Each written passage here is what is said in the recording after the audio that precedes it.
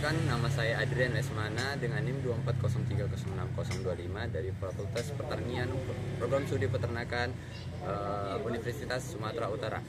Baiklah, di sini saya akan menjelaskan traktus digestivus pada ruminansia, tepatnya pada hewan ternak domba, sebagai salah satu tugas dari mata kuliah Anatomi dan Fisiologi Ternak dengan dosen pengampu Ibu Insinyur Tati Vidiana Sari SPT MP IPM. Baiklah, tanpa berlama-lama saya akan mulai dengan yang pertama ada mulut. Maaf, di sini tidak ada contohnya. Mulut ruminansia memiliki gigi geraham yang kuat untuk mengunyah makanan kasar seperti rumput dan dedaunan yang dibantu oleh enzim amilase seperti cairannya. Selanjutnya ada kerongkongan atau esofagus. Ini di bagian kerongkongan.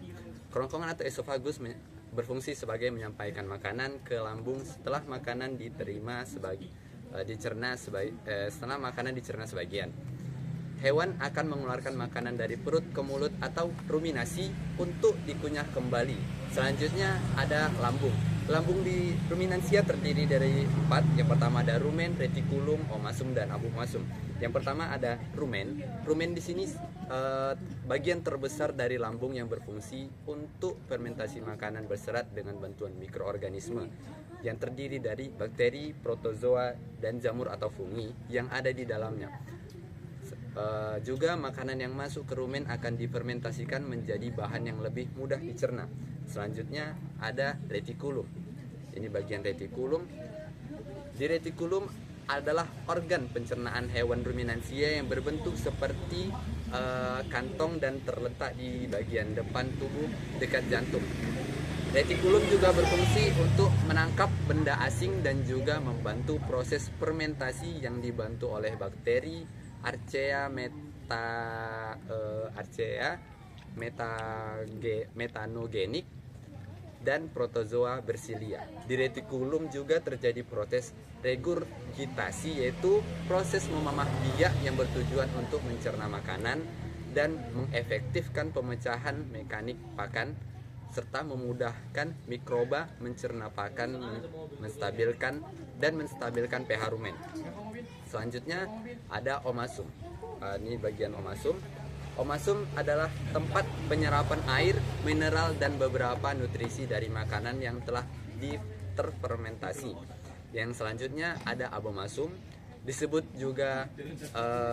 Abomasum disebut juga lambung sejati karena fungsinya sama seperti lambung manusia.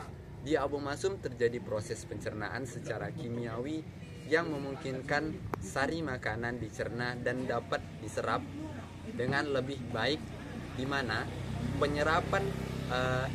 penyerapan enzimatik terjadi, mirip dengan tidak jauh berbeda dengan proses pada manusia. Selanjutnya ada usus halus. Usus halus terdiri dari duodenum, jejunum, dan ileum yang berfungsi untuk mencerna makanan, menyerap sari-sari makanan serta menjaga keseimbangan cairan dan elektrolit tubuh seperti elektrolit tubuh. Di usus halus terdapat bakteri seperti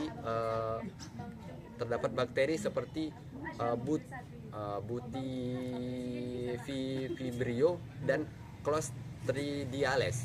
Selanjutnya ada usus besar. Usus besar berfungsi untuk menyerap air dan membentuk tinja.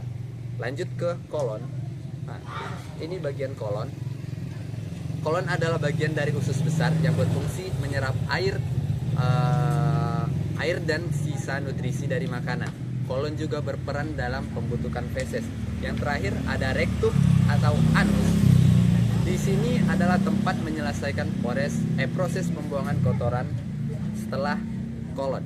Sekian dari saya dengan nama Adrian Lesmana dengan NIM 240306025. Sekian dan terima kasih.